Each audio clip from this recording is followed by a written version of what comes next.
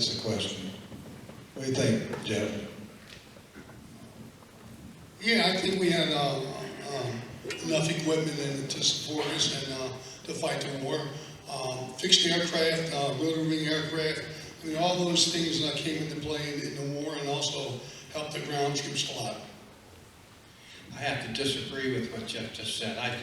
In my case, I was early on in Vietnam. I was over there in July of 1966, and I had an M16, which is equivalent to AR-15s that you hear about all the time.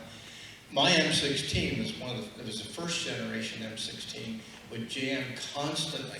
We fired our weapons practically every day, and every time we did that, the weapon would jam. If you got so much as a grain of salt in it, it would jam.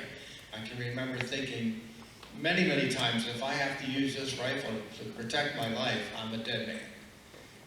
Now, that changed after a while. The government realized the problems with the M16, and they came around with a better M16 rifle. Got into a firefight, they meant to pass the cleaning rod around to remove the jams. And that would take them out of service for X amount of time, whatever it took. The equipment to do a very good job, but we had too many restrictions put on us. There were places, no fire zones. I'll give you an example. I called in artillery to the targets. And one day we found a bunker complex. So I called in artillery, and after they were shooting I don't know how many rounds, they wanted to know if I had a confirmed target. I said, we have a bunker complex we're trying to destroy. They said, well, you exceeded your rounds for the day. We'll have to shut you off. The only way you'll get any more artillery for the day is if you're in contact. And another time... If you're referring to the protest back in the States, when I was there, we knew nothing about it. We got one little newspaper maybe once a month, and it was a government-controlled newspaper. Anybody seen the movie Good Morning Vietnam? Robin Williams? Never get a chance to watch it. He was sent over there as a DJ to play music for the troops. When he got over there, he was censored. There were a lot of songs from the 60s, and most of them were protest songs. He wasn't allowed to play them.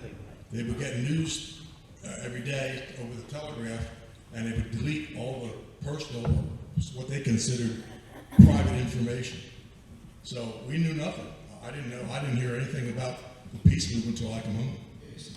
And when I first went and was assigned to the platoon, they put me on flank, which means I was out there alone. So the fear of being alone is overwhelming sometimes. So I think most of us experienced the idea that we were alone. There was nobody with us. And then I didn't experience it to come home and have the protest that many experienced on the West Coast. And to add to that thinking, why did our military government, our military authorities, fly us home to the biggest hot spot in the whole country of protests and hippies? It doesn't make sense, but that's what they did. Yeah, when I went through Vietnam, I flew in a civilian aircraft. All Marines flew over together, but we went individually, not as a unit. Then when I flew back on Braniff Airlines. We flew into San Bernardino, California, and as Ron says, I mean, they told us not to wear our uniforms because of the protest, but I wore mine because I was proud of it. And I was proud of my service. And when I got to San Bernardino, California, the airport there, it was not a good experience. People looked at you like it was like daggers coming out of their eyes to you.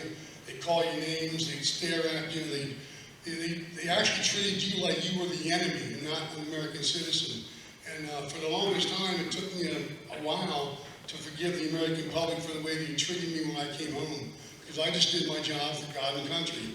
And it was a sad experience to know that Americans treated me like that. And today, for that reason, we treat troops very well when they come home today. I think we should always do that. When I came home, it was a little bit different than some of these other people. I came home with a unit, but it was not the original unit that I was assigned to in Vietnam. The 9th Infantry Division were the first ones that had the troops pull out when Nixon started the troops pull out. My original unit of A Battery, 3rd and 34th Artillery, we had our stand down, we went into base camp, we broke down all of our equipment, turned our stuff in, and then the unit was busted up. I was, 3rd and 34th came home as people that were going to come home scheduled for that time period. They came home as the 3rd and the 34th. I was assigned to C Battery of 1st the 11th, and I came home with them in August. We flew out of Vietnam on an Air Force transport plane. We landed in Hawaii. I spent 2 weeks in Hawaii, and then I was assigned leave before I went to Fort Hood, Texas. My experience going over to Vietnam was, for me, was a little bit more traumatic than coming home. Coming home, I actually landed at nighttime out at Travis Air Force Base, and the protesters weren't there. Same situation when I arrived at the BWI airport in Baltimore. There was only one person in the airport waiting area, and that was a guy who was going over to Vietnam.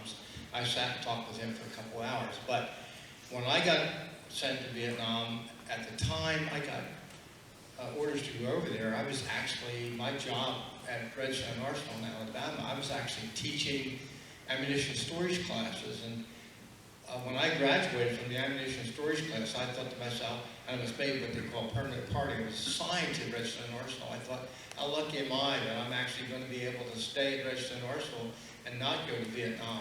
Well, then 3 months into my teaching experience, I got word that I was going over there too. And I can tell you, I went there by myself.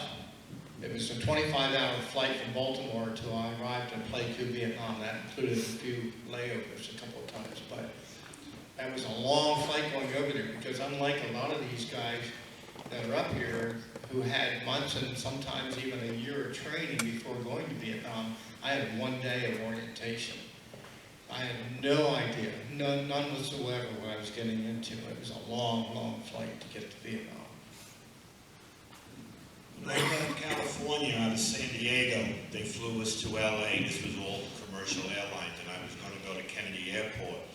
And it was myself and another sailor, and we were wearing blues, except that I was wearing a black beret.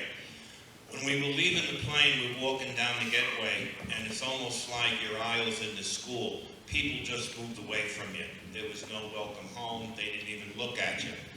But anyway, coming up the gangway, there was a full Navy captain and a brand new ensign. And I saluted them, and the ensign turned around and said, "Hey, sailor, you're out of uniform," because of the black beret.